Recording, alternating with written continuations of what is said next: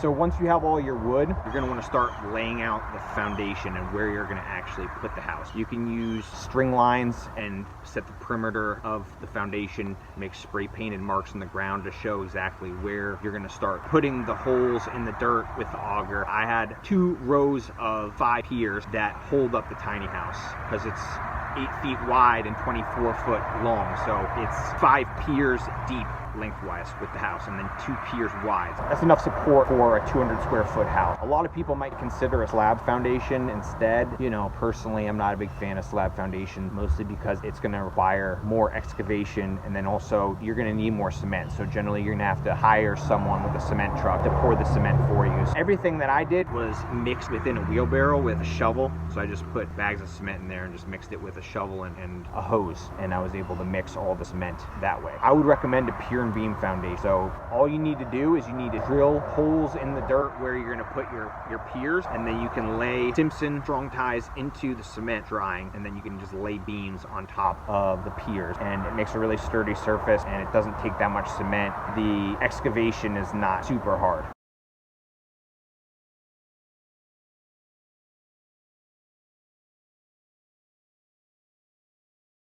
When embarking on a tiny house project, planning is the most important part. Anytime you're making a measurement or a marking on the ground, double check, triple check it with a string line or a laser level to make sure that everything's straight and everything's going to line up. Because if you do everything right at first, everything down the line will be perfect and easy. When you're surveying or laying out a foundation, you want to create the perimeter first. What I did is I knew it needed to be 24 feet long and 8 foot wide, so I made measurements 24 foot long and 8 foot wide. Measured it off of the other house that's in the front. So I made sure that it was one of the lines was parallel with the house that was in the front, so everything looked nice. Once you have your corners, you can put a stake in the ground and then just run a string line between the corners, and you can make your measurements off of that perimeter. In addition to double and triple checking the measurement that you've made, a good way to double check that your perimeter is square to run tape measure across the width of the perimeter diagonally. If you run it diagonally from the top left corner all the way to the bottom right corner, and then you measure it diagonally from the top right corner to the bottom left, and if those 2 numbers are the same, then you know that your perimeter is perfectly square. The way that I placed my pier holes once I had the perimeter drawn out is I wanted to make sure that I had no larger than a gap of a foot between the edge of the pier and the edge of the house. That way everything was distributed correctly. So I knew I needed 2 rows of 5 piers, so to do this I measured it out 4.4 feet between each pier, the beginning of one and the end of another, and this lined up perfectly underneath the foundation. I also wanted to make sure that I had at least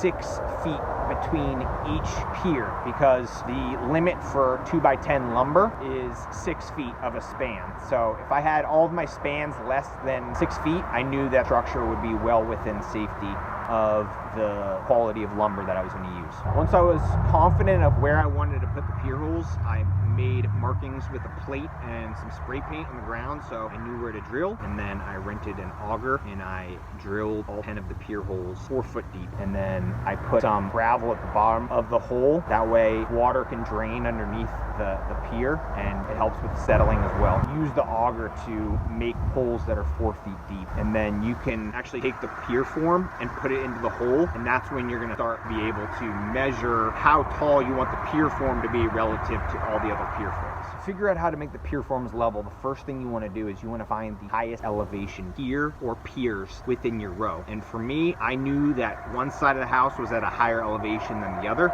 so I knew the 2 pier forms on that side of the house were going to be at the highest elevation. And really the highest elevation pier is actually going to be the shortest pier to the ground. So that's where you want to start, because you want to make sure your house doesn't get too close to the ground. Start at the highest elevation pier.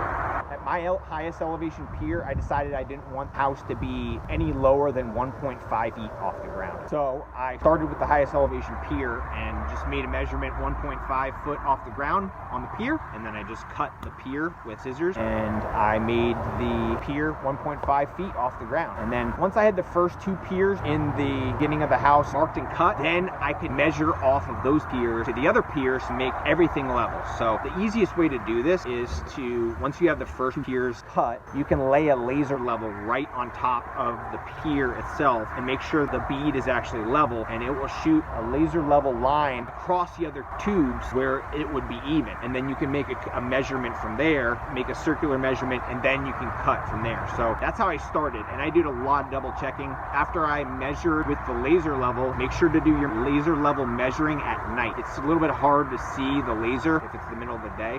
So I did my initial marking at night with the laser level, and then later the next day I came back with a string line with just a regular level on that, and I double checked all my work. And once I was very certain that my measurements were accurate and everything was going to be level, I started cutting one pier tube after another. So once your pier forms are cut, put some gravel at the bottom of the hole, tamped it down. You're going to want to put some rebar pieces into the ground before you lay your cement. So the rebar will make the house foundation a lot stronger. Take number 4 rebar to the length of the pier form, and then I just stick it right down there into the dirt at the bottom of the hole. Once you have 4 pieces per pier, you're ready to lay your cement. Before you put cement into the pier form, you're going to want to make sure that you set up your Simpson strong ties to be set up into the cement. So the Simpson strong tie will push it directly into the cement pier, and once it dries, it will hold the strong tie in place. And that's what you're going to put your beams into, is those strong ties. So to set this up, what I did is I ran a wire, and I connected the wire to the strong tie, and then I connected that wire to one of the pieces of rebar. That way, once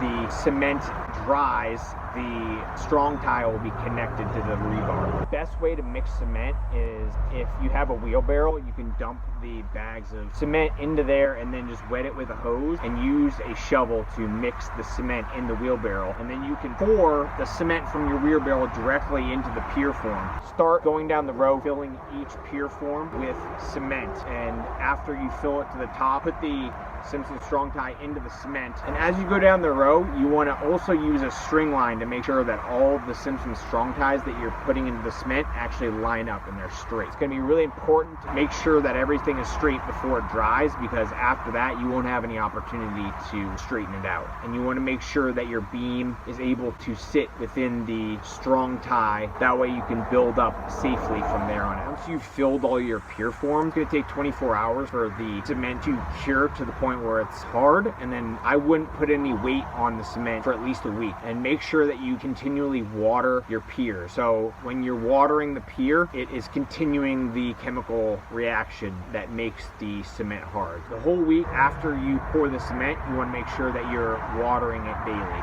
Within the slot that the Simpson ties create, you'll be able to put in a 4x6 post, and that will be the main beam that is holding up the structure of the tiny house. So for me, I had 2 12-foot posts on each row of piers, because it's a 24-foot house. So I bought 4 6x4 posts and laid them down, and then once you lay them up next to the Simpson tie, you'll know when you can drill through the post, and that way you can bolt the Simpson tie to the actual beam of the house, the structural beam of the house. So use a drill to drill through, and then through that hole you can put a bolt and bolt down the beam. Once you've laid all 4 of the beams for the tiny house, you're able to frame up from there. What I did is I created a 2x10 floor joist for the tiny house on top of these 2 rows of beams. Since my framing was 2 foot on center, I had